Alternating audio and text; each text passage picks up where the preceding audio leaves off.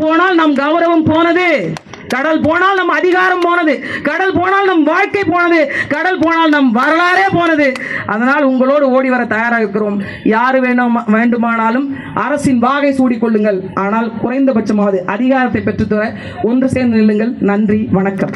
கோரிக்கையா இந்த பழங்குடியின மக்கள் பட்டியல என்னவா சேர்க்க போறோம், யார் யாரை சேர்க்க போறோம், யார் யாரெல்லாம் இந்த கடலோடிகள், யார் யாரெல்லாம் பரதவர்கள் அப்படிங்கிற ஒரு தெளிவான ஆய்வறிக்கை இத்தனை ஆண்டு காலம் நீங்கள் தேர்ந்தெடுத்துட்ட அரசியல்வாதிகள்கிட்டயோ அல்லது அரசாங்கத்திட்டயோ இல்லை.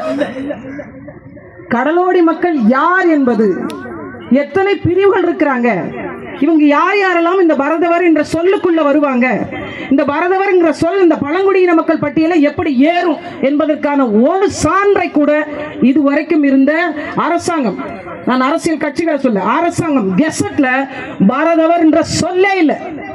தொல்காப்பிய காலம் தொட்டு இன்றைய காலம் வரை இந்த நெய்தல் நில மக்களாக வாழ்ந்து கொண்டிருக்கிறோம் என்று நாம் மார்தட்டி கொண்டிருக்கிறோம். ஆனால் அரசாங்க பதிவேட்டிலே இல்லாத ஒரு சமூகம் நாம். எத்தனையோ அரசியல் தலைவர்களாக நம் மக்களுடைய பிரதிநிதிகள் மாறி போன பிறகும் ஏன் இந்த நிலைமை நம்ம யோசிச்சு பார்த்தோமா?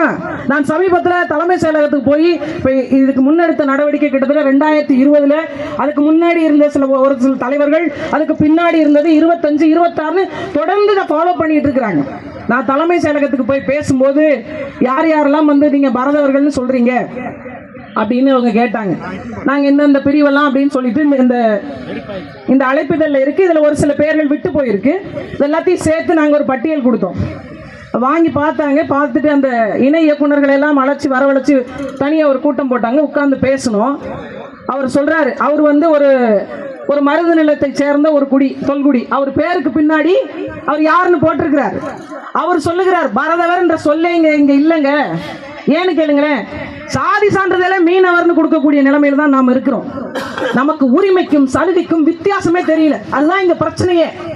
ஒவ்வொருத்தட்ட போய் நம்ம என்ன கேட்கிறோம், அண்ணன் சொன்னாங்க நாங்கள் 10,000 ரூபாய் எங்களுக்கான தடைக்கால நிவாரணம் கேட்டோம், அல்லது 15,000 ரூபாய் கேட்டோம். எங்க குறைந்தபட்ச கூலி சட்டமே ஒரு நாளைக்கு 400 ரூபாயிலிருந்து 600 ரூபாய் சொல்லுதுங்க.